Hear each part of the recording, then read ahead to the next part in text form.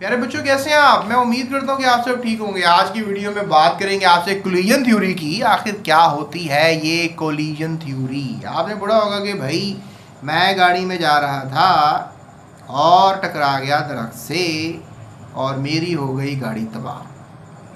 दरख्त भी कुछ न्यू ही लग रहा है, ठीक है। और जब ये आप टकरा गए दरख्त के साथ तो फिर गाड़ी हो गई आपकी तबाह, ठीक है। तो what the hell is happened? ऐसा क्यों हुआ? Because of collision.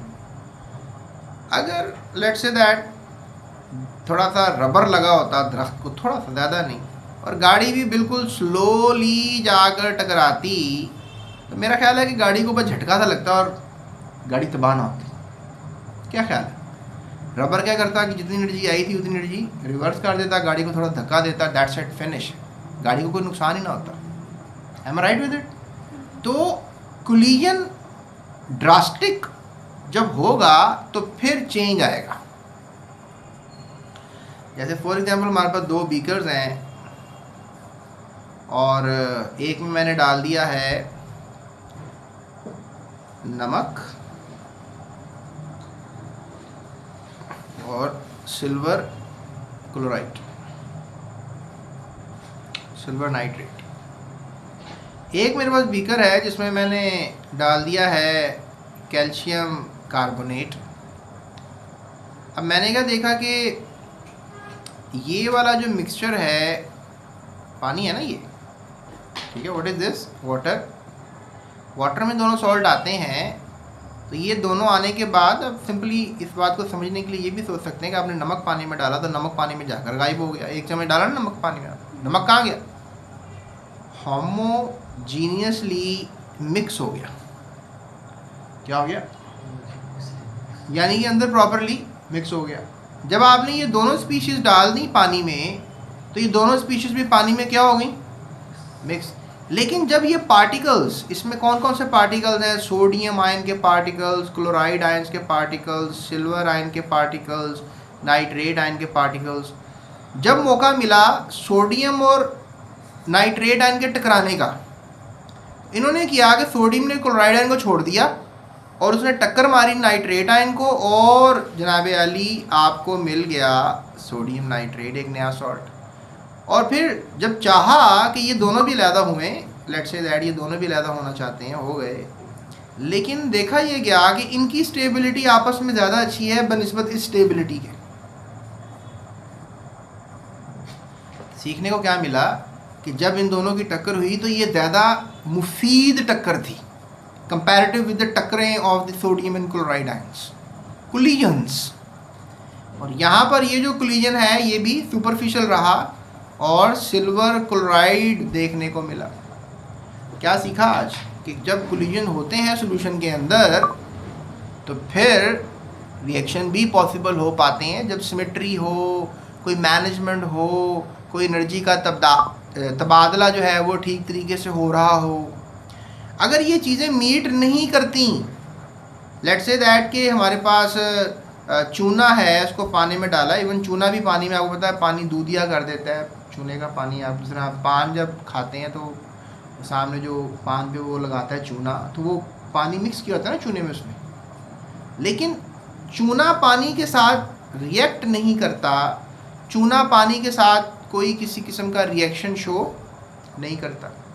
यानी यहाँ पर भी कोलिजन्स तो हो रहे हैं, लेकिन ये कोलिजन्स क्या नहीं है? इफेक्टिव कोलिजन्स नहीं है, are not effective collisions. Effective collisions नहीं है ना प्यारे बच्चों। जब इफेक्टिव कोलिजन्स नहीं होंगे तो रिएक्शन ही नहीं होगा।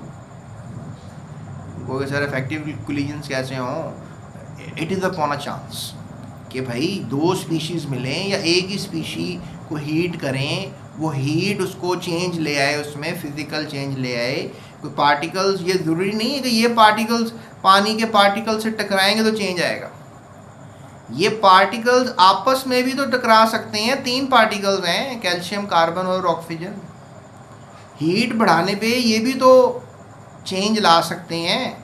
जैसे कि कैल्शियम कार्बोनेट को अगर आप हीट करेंगे प्यारे बच्चों, तो फिर कैल्शियम ऑक्साइड और कार्बन डाइऑक्साइड बनते हुए नजर आए।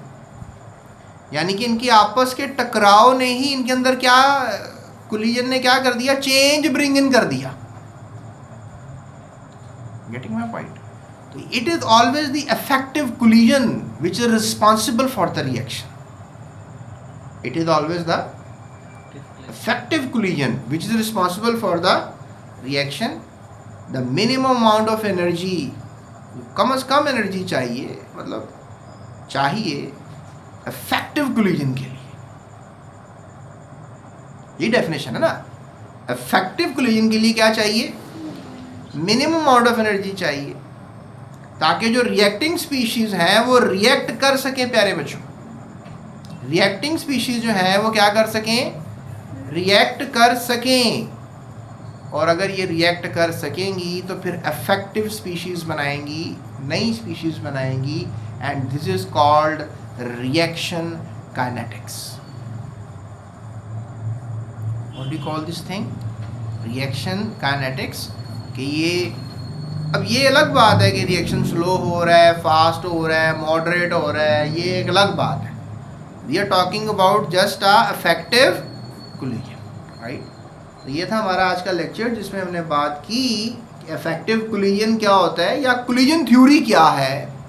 एंड आई होप आप कम से कम डेफिनेशन सारी ज़िंदगी के लिए अब याद रखेंगे, और ये कम से कम एग्जांपल्स भी याद रखेंगे जो कि मैंने बनाई आपको रेलिवेंसी डाटा समझाने के लिए। तो ये जो पार्टिकल्स होते हैं ये बाउंस बैक भी कर जाते हैं, आपस में टकराने के बाद ये बाउंस बैक कर जाते हैं, रिएक्शन ही नहीं करते, इफेक्टिव कोलिजन नहीं है।